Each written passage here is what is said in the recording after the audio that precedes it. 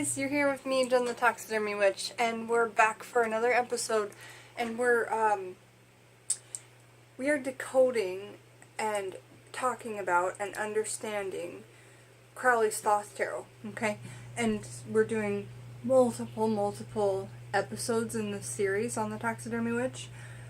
So I'm really excited about that. I'm quite excited about what we'll be going through and talking about. This episode in particular is on the Cabala, the Tree of Life in Jewish mysticism, and how Crowley applied that into his magic. And we're reading, into his magic and into the tarot itself, okay? Because it's just so awesome how it all connects. The Cabala, Thoth, the Egyptian religion, and how that ties in. So we're reading out of the Crowley Tarot, the Handbook of the Cards, and it is by Aleister Crowley and Lady Frida Harris. And it goes through each card individually. It's amazing. So we're going to be reading this book together while we're decoding this, as well as this.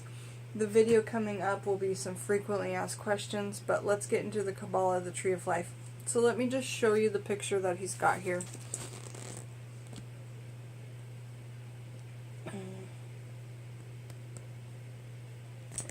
And it has lots of different words, shapes, symbols, things like that. There's people today still trying to understand exactly what it means. So it's really interesting when you look into it. And if you've never heard of the Cabala, please look into it.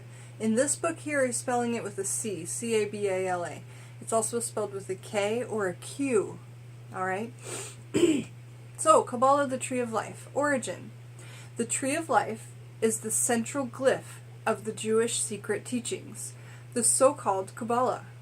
Since the 12th century, the Cabala is the name of the Jews' secret teachings, originally handed down orally, so it was never written. Okay? Gradually formed into its own school and literature, but with the roots reaching back to the first high culture in the Mediterranean region. In Egypt, there were the famous sites of initiation to the mysteries. Even if the origin of Egyptian knowledge is controversial up to this day, many esoterics see an Atlantic heritage in it. It can still be ascertained in the leading thinkers of all cultures were initiated into Egyptian teachings and took the spirit of this conservation home with them. The best-known mediators who carried this knowledge into foreign cultures, thereby expanding the thinking from other nations, were without doubt Pythagoras, Pythagoras, and Moses. Pythagoras was presumably the first to call the world a cosmos.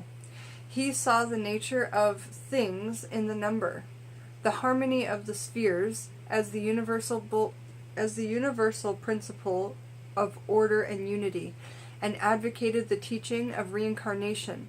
Moses raised a foundling at the Egyptian court. That's an interesting story. Look into that as well. Moses, raised as a foundling at the Egyptian court, is considered to be a creator of the exoteric Torah. Not esoteric, exoteric Torah. The esoteric side of which is the Cabala. So, the exoteric is the Torah, and the esoteric is the Cabala. The first of the 5 books of Moses begins as follows. In the beginning, God created the heavens and the earth. The earth was without form and void. The darkness was upon the face of the deep, and the Spirit of God was moving over the face of the waters. And as God said, "Let there be light," and there was light. And God saw that the light was good, and God separated the light from the darkness. Now, there's a section called Between Root and Crown.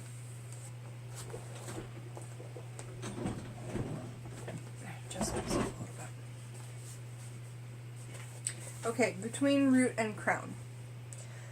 When we consider the light as as a divine or spiritual kether, and the darkness as matter, malkuth, into which the divine spark, if light, falls, then we recognize in these two separated halves striving to return to each other the spiritual idea of creation.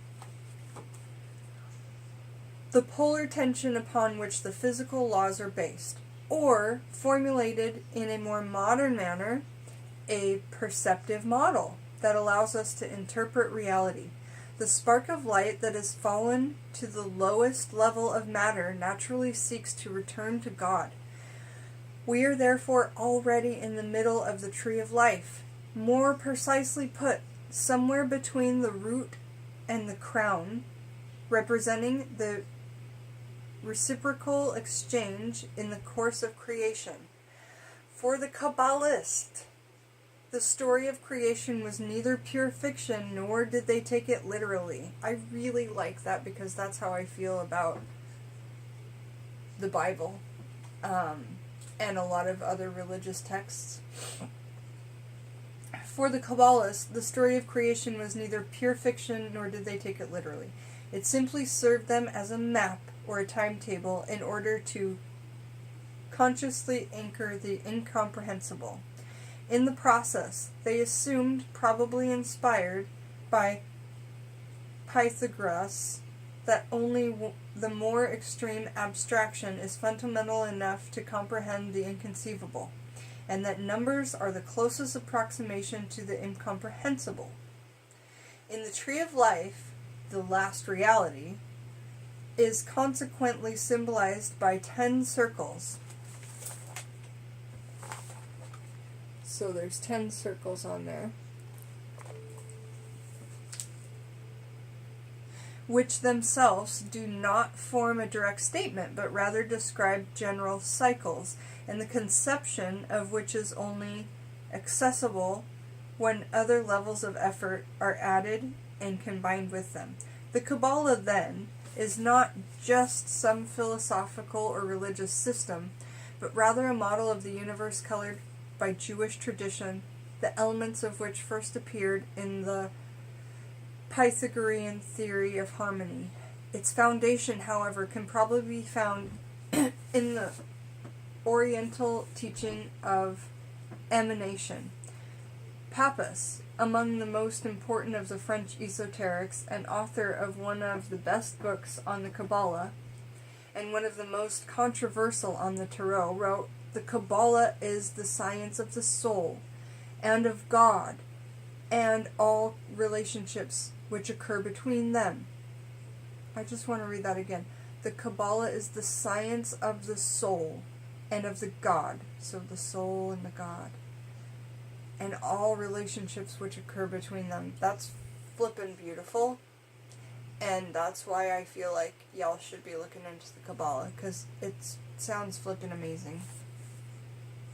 There's so much to know about it. It's kind of like witchcraft. You could research it your whole entire life and still learn more and more, and how it connects to so many things and everything, according to a lot of people. Okay. The Cabala. It teaches and proves that everything is one, and that one is in everything. Okay, now we're on to a section called the Ten Sephirio. I have back pain right now, so I'm trying to get comfortable. I really apologize for all the jiggling around. Alright. That's better. Okay, so the Ten Sephirio. The Kabbalists believe that reality is the result of a perpetual process of creation, that incessantly connects the 10 levels of effect like 10 spider threads of each other. 10 spider threads with each other, spinning the woven pattern of destiny. For it is not the people who form destiny, but rather the collective spirit in humanity that runs through their deeds, and at the same time becomes the punishment upon which the collective conceptions, zeitgeist, move. This network, which always expresses itself in that human psyche, relates beyond the contents of everyday life to a superordinate power working behind the senses. This is the form of the eternal that is adapted to reality and corresponds to the Sephiric Ether in the Kabbalistic tree of life. We should also say that Kether is the elemental force from which everything else emerges. But since the forms of the eternal themselves remain invisible, and it is only our desire to sense the shadow of the spirit that thrones beyond the incomprehensible expressed in all of our images, we want to limit ourselves to the statement that Kether is a symbol of reality that approximates the incomprehensible or the form of humanity that approaches completion. The visible origin of the invisible divine now develops the self-awareness of the form which recognizes itself, and thereby becomes Chokmah, the conscious, differentiative, and creative power. Chokmah responds to the rib of Adam, from which God created Eve, or Binah, Chesed, the explosive form of fruit of the spiritual principle of creation. In space originates in this connection. Chesed is the power of growth and of stability. Gebrah is the power of destruction, since it is only through movement and changes in time that life can exist. Taifetra, as the mediator between the two, is the harmonic balance and emotional mirror image of the spiritual Kether level. In the lower region of the tree of life, Nethera and the Hod embody the contrast between dissolution and the legitimately organized structure. The Sephirio, in the middle pillar of the polarities, are each an expression of the divine, and on the corresponding level of being. Kether is an equivalent of the harmonic middle of the universe, the center of the soul. Tipharia, however, the middle point of the physical world image on the lowest level, is formed by Yesod, as an expression of the belief in the senses of creation, expressed in most strongly consecrated form by the root or Malkuth. Okay, the next section is 10 numbers, and I want to say something. I'm going to have to rewatch this video a bunch of times and listen to me say this and really take notes on it, or read my book and really take notes on it, because not only am I reading it and not absorbing as much as if I was just reading it to myself, but these sentences are like a whole paragraph, and you really have to like think and put that together if it's me. I'm not a scholar, so an academic or whatever. And I just want to say that if you're not understanding this, don't worry, because I'm not fully understanding this video either. The past ones I am, and I'm getting it, But this section right here where it's talking about the Cabala is really kind of beyond me. So I'm saying if you feel that way too, don't feel sad, because I'm here with you. Okay, next we're talking about the 10 numbers. Sephirio and the Minor Arcana. In the association between the tarot and the Tree of Life, the 10 Sephirio are assigned to the minor cards, numbered from 1 to 10, which are in turn divided into 4 suits corresponding to the 4 elements. Wands is fire. Ooh, a good way to remember that wands is fire is like if you have a torch that's wood, it looks like a wand, and then it has fire on the top. I'm an association girl, so that's how I'm going to remember it. And then next is cups or water. That's easy. Cups hold liquid, so cups or water. Swords are air. You swing the sword in the air, right? That's easy. And discs are earth. Discs are Earth. You throw a frisbee, it lands on the Earth. How about that? Okay. Alright, next. You're welcome. If you're trying to remember all of that stuff for some reason. Okay, in this manner, the Ace of Wands is equivalent to the formula Kether through fire. Or on a symbolic level, the first creative spark as father of the creative idea. The Two of Cups correspond to the chakma through water, or the polarization of the emotions. The Three of Swords is equivalent to binya through air, or the indigenous depression. The Four of Discs corresponds to the chest through earth, or the visible form, etc. Okay, next section, the 22 paths. The Hermetic alphabet and the major arcana. In the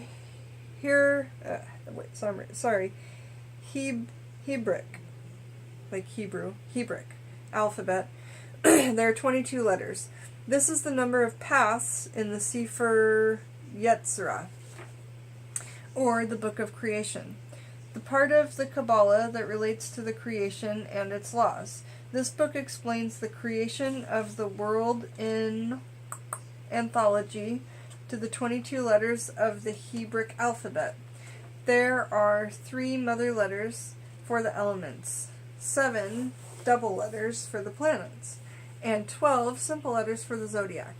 The 22 paths are trails connecting the 10 numbers in the Tree of Life with each other. At the same time, these 22 connective paths in the Tree of Life are associated with the 22 major arcana cards in the tarot. The tree then becomes a multidimensional image in which the connection of various cultures into a common path is expressed. If, for example, we feel ourselves caught in the ruling social structure, Hod, and our goal is the origin or new beginning, or Malkuth, then we must choose the path between these two Sephirio and the path of transformation. A process illustrated in the tarot by the Aeon card, A-E-O-N. And that's a card that replaces something in the Rider-Waite. It replaces, we said it in the last video. And in the Hebric alphabet by the letter Shin. In the reverse case, the Tower and P-E indicate the destruction of harnessed structures, because they connect Hod, structure, and Nezrak, dissolution, with each other. The stage is swept free from a new play through the destruction of old values. The paths are lines along which life develops. It is important to understand these lines in relation to their meaning, in respect to the whole in which we are integrated.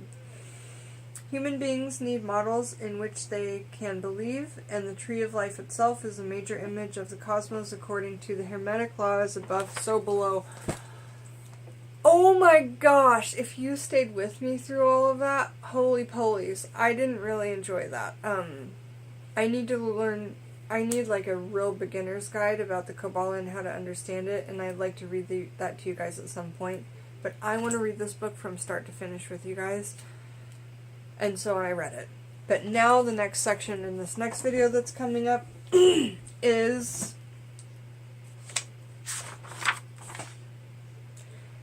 how you can learn to read the cards. And then from asking the question to interpreting the answer. Talking about shuffling, etc. The interpretation. And then after that there'll be a video on Q&A, like frequently asked questions. I really want to get to the frequently asked questions. Alright, you guys, thanks for joining me, Jen the Taxidermy Witch, while we talked about this book here, which I suggest you have if you are playing with these, okay? And this, I don't know if I showed the card in this video, this is the back of the Thoth Tarot deck. And it is all drawn up on the whole Cabala, so look into, there's a couple really good videos on YouTube all about the art of the back of this card, and I suggest you watch them because they're really long, but if you want to know about this tarot and about Aleister Crowley and about where his mind was with Lady Frida Harris when they were doing the art for this card, I'm sorry, I just have so much to say. Yeah, so these two books definitely are awesome to have. As well as making sure that when you buy your deck, if it's secondhand, it comes with this little pocket guide, because if nothing else, you can have that, okay? Thanks for joining me, John the Taxidermy Witch.